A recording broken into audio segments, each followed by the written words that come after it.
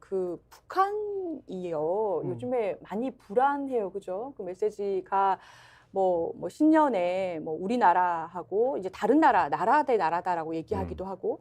근데 또 윤석열 정부에서 지금 불안해하시는 것들이 적절하게 대응을 하거나 남북 대화를 하고 있는 것처럼 보이지가 않고 오히려 뭐 국방부 정신교육 교재에서는 뭐 독도를 뭐 분쟁 지역으로 규정한다든가 뭐 알 수 없는 그런 역사관을 좀 보여주면서 북한 문제도 제대로 대응을 못하는 것 같아요.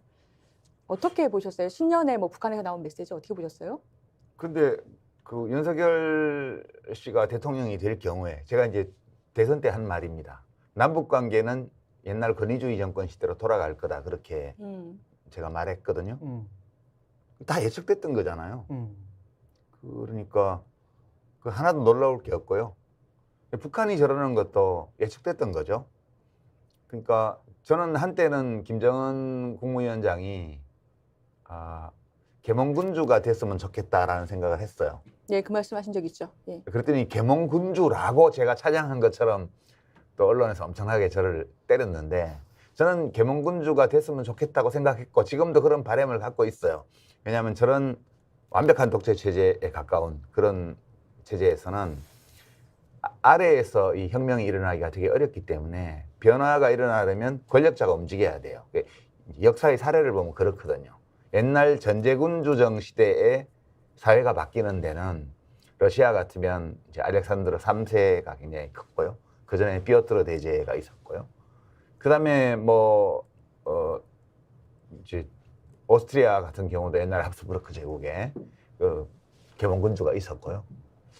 마리아 테레지아라는 여자 지배자가 있었죠.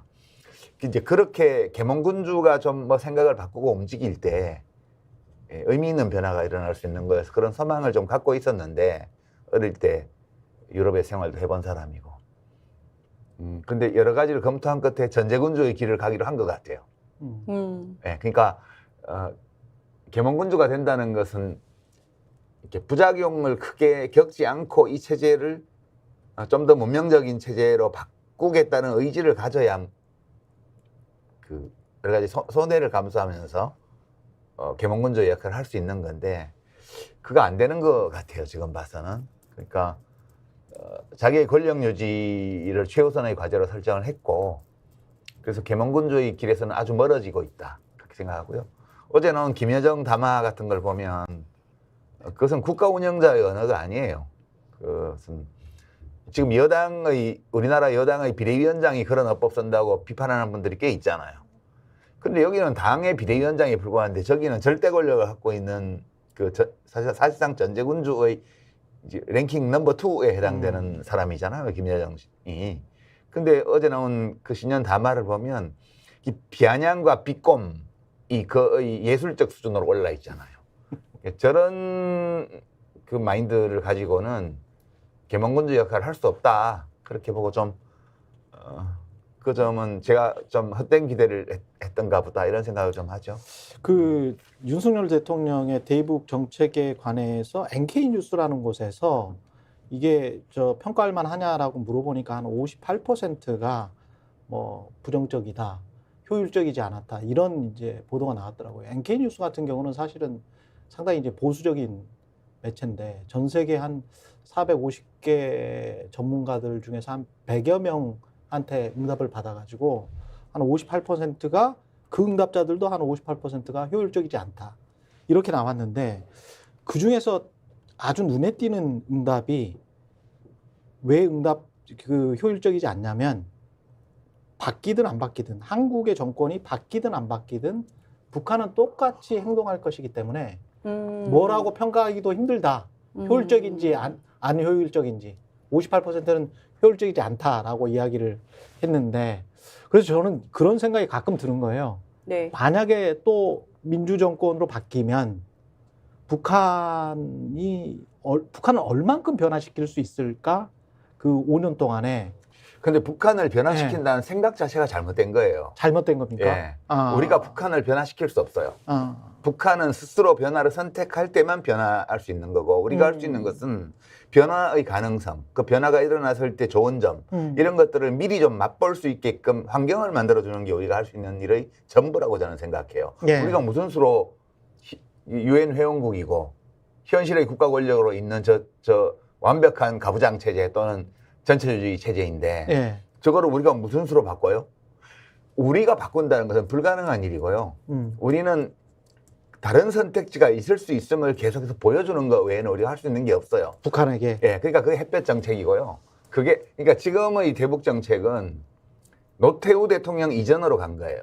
그러니까 전두환 정권 시대로 간 거라고요, 지금. 그러니까 무슨 박근혜 시대, 이명박 시대로 간 게 아니고 전두환 시대로 갔습니다, 정확하게. 그러니까 노태우 대통령이 1990년, 91년 그 체제 전환기 냉전 시대가 끝나갈 무렵에 유엔 연설에서 일방적으로 우리 전술 핵무기 폐기 입장을 밝히고 북한하고 대화하겠다고 얘기를 하고 그렇게 하면서 남북 기본 합의서 1991년도에 채택한 거기까지 갔잖아요.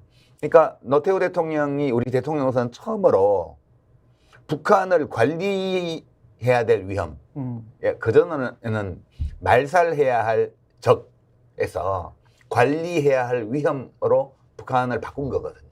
그러니까 지금 윤석열 정부가 하고 있는 거는 그 전두환 시대로 간 거예요, 지금. 그리고 그 사고방식이 전두환하고 똑같아요.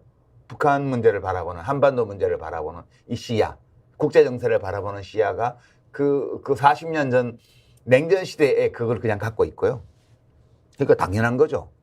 예, 이렇게 가는 게. 근데 저는 그 과거에 이제 박근혜 정부도 한 번은 처음에 초기에는 뭐 유화적인 정책을 취하는 것 같다 나중에 좀 바뀌었잖아요. 네. 근데 그때도 KBS를 비롯해서 언론사들이 정부의 정책이 특히 대북 관계에 관련해서 바뀌면 또는 강경 정책으로 가면 그렇게 가야 평화를 이룰 수 있다라는 그 일직선적인 그 논리 있지 않습니까? 거기에 관해서 반박이 거의 없이 그냥 쭉 그냥 따라가면서 실제로 외국 언론은 저러다 전쟁 나면 큰일 나는 거 아니야?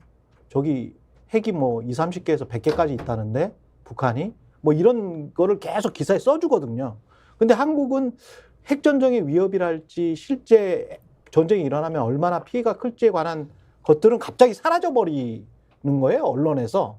희한하게 보수 정부에서 강경 정책만 나오면 쥐죽듯이 조용한데 그거를 저도 언론인 생활 28년 했습니다마는 왜 계속 이렇게 반복되는 패턴이 나오는지 그거는 어떻게 보십니까? 우리가 뭔가에 마취돼 있습니까? 아니 뭐 마취됐다고 말할 수는 없고요. 예. 그냥 그게 옳다고 믿는 사람들이 한 반쯤 있는 거죠, 우리나라에. 아, 강경 정책밖에 답이 예, 없다. 예. 그걸 믿는 사람이 반쯤은 되기 때문에 그런 주장을 하는 정당의 표를 반쯤 주잖아요. 그러니까 이게 뭐 이렇게 처칠이 이 말을 했다고 하기도 하고 뭐 원래 볼테르 말이라고 하기도 하고 또는 뭐 그 전에 뭐 볼테르가 또 누구 말을 갖고 온 거라는 얘기도 있고 그러는데 그런 말이 있어요. 이제 유럽 이렇게 현대적인 속담인데 모든 민주주의는 자기 수준에 맞는 정부를 가진다. 모든 민주주의는 씁쓸하네요. 자기 네. 수준에 맞는 정부를 가진다. 그러니까 여기서 민주주의가 중요하고요. 독재 권위주의 체제에서는 그렇죠. 그 국민의 요구나 수준과 다른 정부가 설 수 있어요. 아까 말씀하신 것처럼 개몽군주도 있을 수 있고 예. 전제군주도 있을 수 예, 있고 그걸 넘어서는 지배자도 나올 수 있고 세종대왕도 나올 예, 수 있고 예. 세종대왕도 나오고 선조도 나오고 그러는 거예요. 그렇죠. 예, 예. 그런 것처럼 근데 민주주의를 하는 나라에서는 모든 정부가 그 민주주의의 수준을 보여준다는 거예요. 그럼 그 민주주의의 수준은 누가 결정하냐?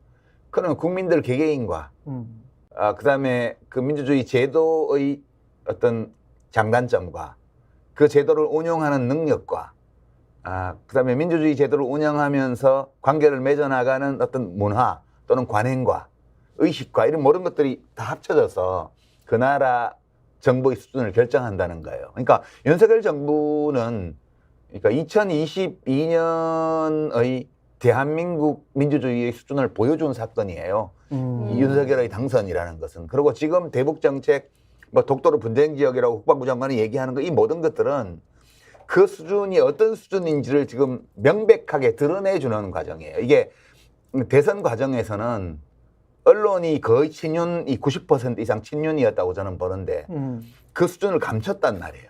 마치 수준이 있는 것처럼 그렇게 보도를 했어요. 그러다 보니까 이 정부의 수준이 어떠할지에 대해서 잘 판단하지 못하는 유권자가 꽤 많았던 거고요. 이제 그걸 지금 다 보여주는 거예요. 이제 정권을 잡고 나서. 그게 드러나는 과정이기 때문에 이것이 2022년도 대선 당시의 우리 민주주의의 수준이었다. 네. 그리고 지금 그러면 우리 민주주의 수준은 그랬는데 이 대통령의 리더십의 수준, 철학의 수준, 국가 운영 능력의 수준은 어떤가 보면 그것만 못한 거죠. 그래서 국정수행 잘한다는 대답이 3분의 1밖에 안 나오는 거예요. 계속 30% 나오고 있죠. 예. 35 플러스 마이너스 알파. 알파는 5보다 작은 정수. 요게 나오잖아요. 못한다가 60 플러스 마이너스 알파. 알파는 5보다 작은 정수. 그러니까 60대 35로 지금 1년 반째 가고 있어요. 이 얘기는 국민 수준보다, 우리 민주주의 수준보다 정부 수준이 떨어진다는 뜻이에요. 예. 그렇게 보면 되죠, 뭐. 예. 위씨님께서 역사가 반복되는 게 아니라 사람이 반복하는 거죠. 이런 댓글 주셨는데. 역사가 반복돼요. 왜 반복되냐면 어떤 점에서는 제도나 이런 것들은 다 달라지지만 문화나 이런 것들은 인간 자체는 안 달라지거든요. 우리가 국가 운영이나 또는 사회적 관계나 민주주의에 관한 모든 의식, 관행 이런 것들은 날 때부터 가지고 온 게 아니에요. 생물학적으로는 1만 년 전이나 지금이나 전제군주정 시대나 지금이나 또는 사실상 왕조 체제를 갖고 있는 북한이나 우리나 생물학적으로는 똑같아요. 태어날 때에는 단 한 개의 문학적 지식도 갖고 있지 않은 그런 상태로 태어나서 털없는 원숭이. 예, 뭐 꼭 원숭이가 아니더라도 예. 그렇게 해서 오늘의 우리가 된 거잖아요. 그러니까 이게 어느 시점에서 어떤 환경이 조성이 되면 집단적으로 사람들이 몇십 년 전, 몇백 년 전의 의식 상태와 비슷한 생각을 가지게 될 수가 있어요. 그래서 이게 이제 학습, 교육, 뭐 토론, 그다음에 정보 유통 이런 것들이 중요한 거예요. 이게 제대로 안 되면 그러면 왕조 시대로도 돌아갈 수 있고요. 독재 권위주의 체제 시대로 돌아갈 수 있는 거죠, 지금. 지금 남북 관계에서 긴장이 굉장히 높아지는 건 사실인 거죠. 아까 최경영 기자님께서는 어쨌거나 이제 뭐 외신에서 봤던 시각이라든지 그 실제와 좀 다를 수도 있다고 얘기를 해주셨는데 국민들이 느끼는 불안감은 그 북한에서 또 뭐 조선일보 일면에 계속 나는 것이 뭐 새해에 어떤 일이 생긴다라든지 뭐 총선 전에 뭐 도발할 것이다. 또 최근에 그 윤여정 북한 노동당 중앙위원회 부부장이 김여정. 죄송합니다. 윤여정 윤석열, 예, 윤석열과 같이 배우입니다. 봐서 예. 윤석열 대통령하고 같이 보다가 윤석열 대통령의 신년사 김여정님께 사과드립니다. 스픽스 보시는지 모르겠습니다만 윤석열 대통령 신년사에 대해서 뭐 안보 불안이 대한민국의 일상사가 된 것은 전적으로 윤석열 대통령의 공로다라고 하면서 근데 굉장히 원색적으로 윤석열 대통령을 비난했는데 윤석열 대통령의 적대적인 태도가 자신들의 군비 증강을 정당화하는 명분이 됐다. 그러면서 문재인 전 대통령하고 비교를 막 했어요. 그 문 대통령처럼 문 대통령이 영특해서 굉장히 대하기가 어려웠다. 그러니까 입에는 꿀 바르고 속에는 칼을 품은 사람이었다. 이게 지금 문재인 대통령에 대한 평가 아니에요. 네. 그동안에 우리 핵전력 발전도 못 시키고 그것 때문에. 이게 욕하는 겁니까? 칭찬하는 겁니까? 제가 그게 좀 헷갈리더라고요. 자기들도 갈팡질팡하고 있어요.